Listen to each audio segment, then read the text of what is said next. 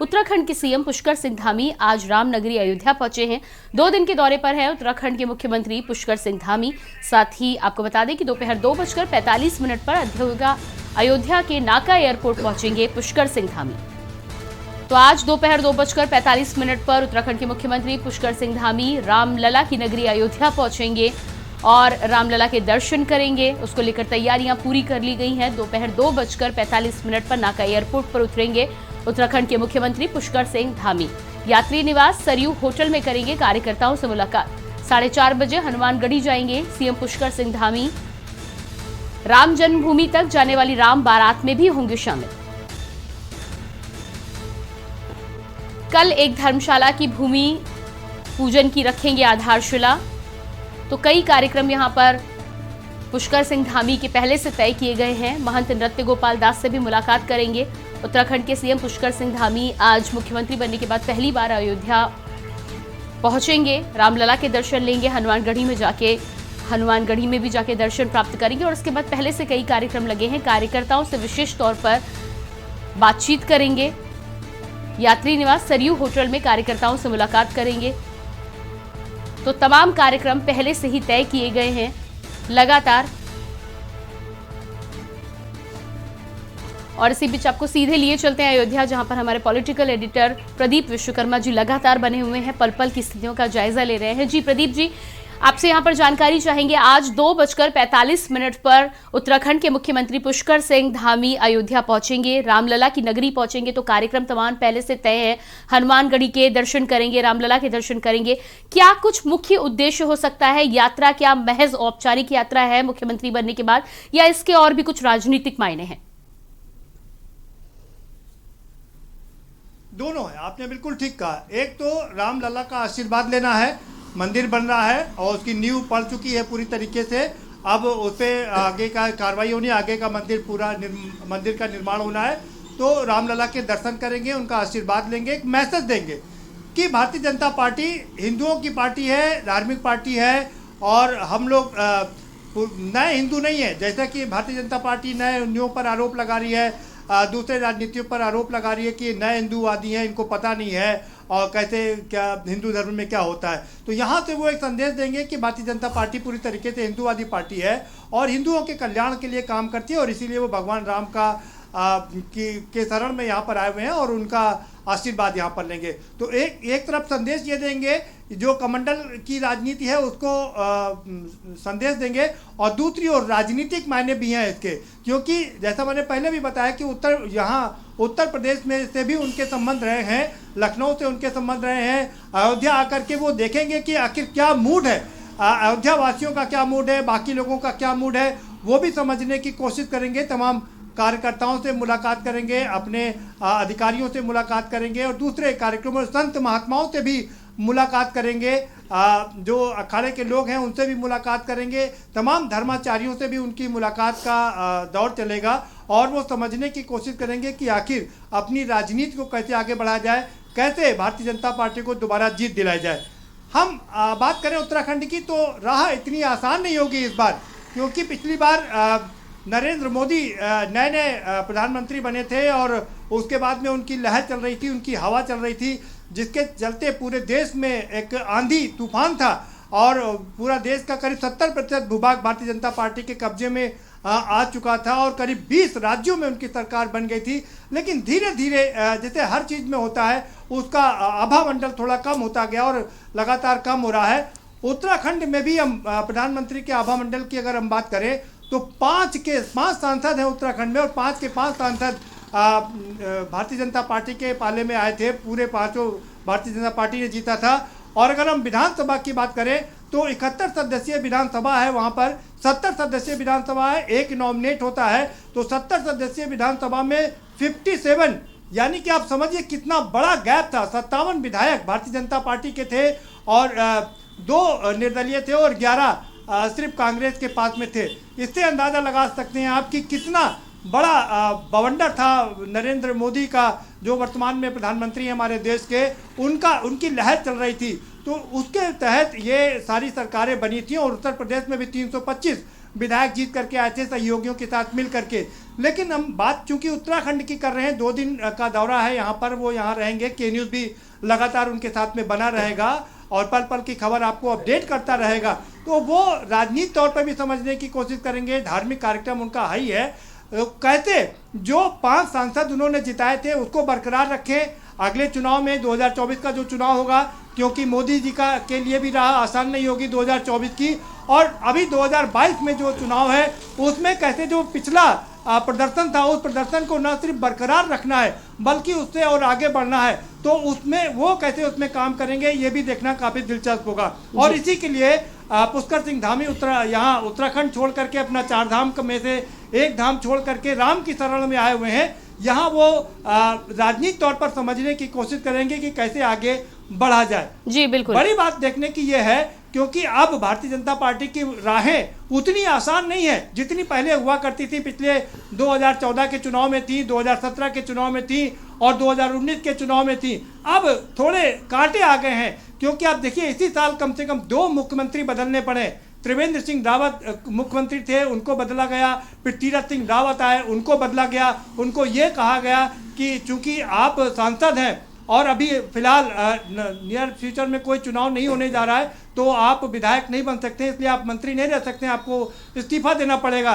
लेकिन लोग सवाल खड़े कर रहे हैं, जब वेस्ट बंगाल की ममता बनर्जी मुख्यमंत्री बन सकती है, वहां चुनाव किया जा सकता है, तो तीरथ सिंह रावत का चुनाव क्यों नहीं कराया गया, क्यों उनको मुख्यमंत्री के रूप में स्थापित नहीं किया गया? कहीं ना कहीं थोड़ी बहुत नाराजगी है। एक दूसरी खबर जो बड़ी खबर है, यशपाल सिंह आर्या एक बहुत बड़े नेता हैं, 6 बार के विधायक हैं, कांग्रेस के प्रदेश अध्यक्ष रहे हैं। पिछली बार भारतीय जनता पार्टी ने उनको तोड़ के अपने में शामिल कर लिया था और दलित वोट बैंक को पूरी तरीके से समेट लिया था। लेकिन अब जिस तरीके से वो अपने विधायक बेटे के साथ में वापस कांग्रेस उन्होंने ज्वाइन कर ली है, ये एक बहुत बड़ा झटका है उत्तराखंड में भारतीय जनता पार्टी के लिए। कैसे वो दलित वोट बैंक को संभालेंगे, ये अपने आप में सबसे बड़ा सवाल है, क्योंकि कांग्रेस भी लगातार अब दलित और पिछड़े वोट बैंक पर भी निशाना साध रही है, निशाना लगा रही है, उनको अपनी ओर आकर्षित करने की कोशिश कर रही है और संदेश दे रही है कि भारतीय जनता पार्टी ने अपने जहां जितने भी राज्यों में उनकी सरकार है वहां पर एक भी राज्य में दलित मुख्यमंत्री नहीं बनाया है। और अभी हाल में उत्तराखंड की बात करें तो एक पिछड़े का मुख्यमंत्री उन्होंने बनाया है, लेकिन इसके अलावा किसी राज्य में भी दलित या बैकवर्ड मुख्यमंत्री नहीं है। लेकिन कांग्रेस लगातार दलित और बैकवर्ड मुख्यमंत्री बना रही है, चाहे वो राजस्थान की बात करें, गहलोत वहां पर माली समुदाय से आते हैं, चाहे हम छत्तीसगढ़ की बात करें, भूपेश बघेल की बात करें, या अभी हम पंजाब की बात करें जहां पर कैप्टन अमरिंदर सिंह को हटा करके एक चन्नी को मुख्यमंत्री बनाया गया जो कि दलित वर्ग से आते हैं। और अब यशपाल आर्या का भारतीय जनता पार्टी छोड़ करके कांग्रेस में शामिल होना, ये दर्शाता है कि कैसे कांग्रेस ने अपने वोट बैंक साथ लिए कि हमको इसी वोट बैंक पर काम करना है और लगातार उस पर वो काम कर रही है। कैसे भारतीय जनता पार्टी इसको काउंटर करेगी, कैसे धामी उसको काउंटर करेंगे, जी बिल्कुल, देखना जी बिल्कुल प्रदीप जी, जिस तरह से काउंटर की यहाँ पर अब बात की है, राजनीति के साथ साथ जिस तरह से हिंदुत्व की यहाँ पर बात हुई है, तो यकीनन केदारनाथ धाम के बाद जिस तरह से पुष्कर सिंह धामी के मुख्यमंत्री के बनने के बाद में साधु संतों को उत्तराखंड में साधने का प्रयास किया गया है। कहीं ना कहीं जो नाराजगी तीरथ सिंह रावत के कार्यकाल में बनी हुई थी उसे दूर करने का, उसका डैमेज कंट्रोल करने की पूरी कोशिश की गई है। अब राम मंदिर के सहारे जहां एक और प्योर हिंदुत्व की भावना लेकर आगे बढ़ा जा रहा है, दूसरी तरफ ये भी है कि प्रदीप जी जिस तरह से दलित को लेकर तमाम कार्ड की बात की जा रही है और पुष्कर सिंह धामी आज अयोध्या पहुंच रहे हैं, अयोध्या में रामलला के दर्शन करेंगे।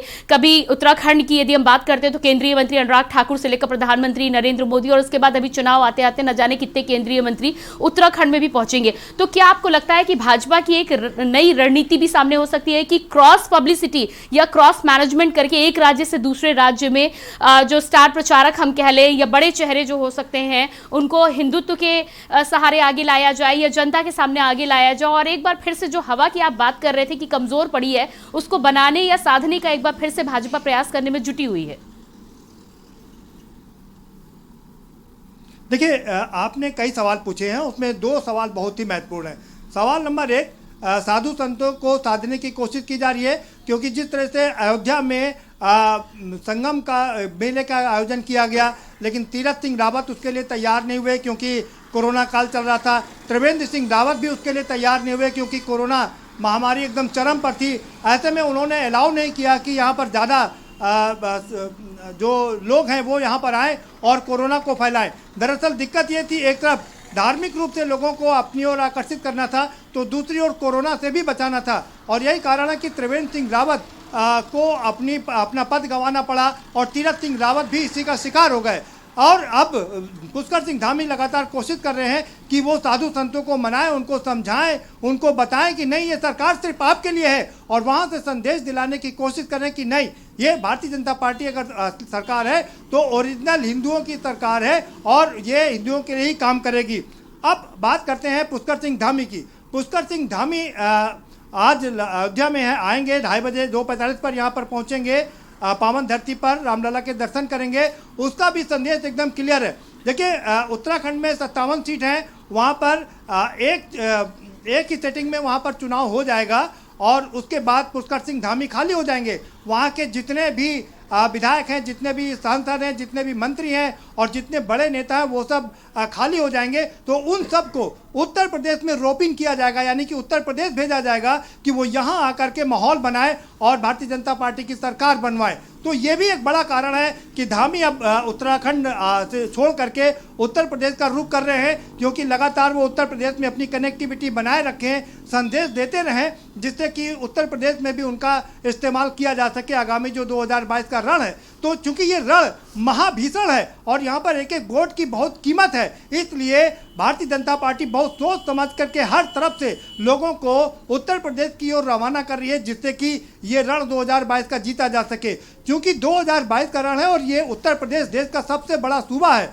यहाँ पर 400 सीटें, 402 की विधानसभा है, तो ये सबसे ज़्यादा विधायक यहीं से चुन के आते हैं। और 2022 में एक और बड़ी मुश्किल भारतीय जनता पार्टी के सामने पेश होने वाली है, क्योंकि अब इस चुनाव के बाद में जो 5 राज्यों के चुनाव हैं, इन 5 राज्यों के चुनाव के बाद में देश के राष्ट्रपति का भी चुनाव होना है। और देश के राष्ट्रपति का चुनाव हम लोग जानते हैं कि विधायक और सांसद ही चुनते हैं। ऐसे में विधायकों की संख्या कहीं अगर कम पड़ जाती है तो भारतीय जनता पार्टी के लिए थोड़ी मुश्किलात पेश आ सकती है। विपक्ष उन्हें एक कड़ी चुनौती पेश कर सकता है। तो उन्हें इस एंगल पर भी वो लोग काम कर रहे हैं कि ज्यादा से ज्यादा विधायक चुना करके लाया जाए, चुन करके लाया जाए, जिससे कि वो ये 2022 के रण को भी जीते। और जी बिल्कुल प्रदीप जी, हमसे जुड़ने के लिए, इस तमाम जानकारी के लिए आपका बहुत बहुत शुक्रिया। तो लगातार आज अयोध्या पहुंचेंगे उत्तराखंड के मुख्यमंत्री पुष्कर सिंह धामी, और जिस तरह से लगातार अयोध्या पहुंचेंगे, 2:45 पर पहुंचेंगे, सबसे पहले रामलला के दर्शन करेंगे, हनुमानगढ़ी में भी दर्शन करने के लिए पहुंचेंगे।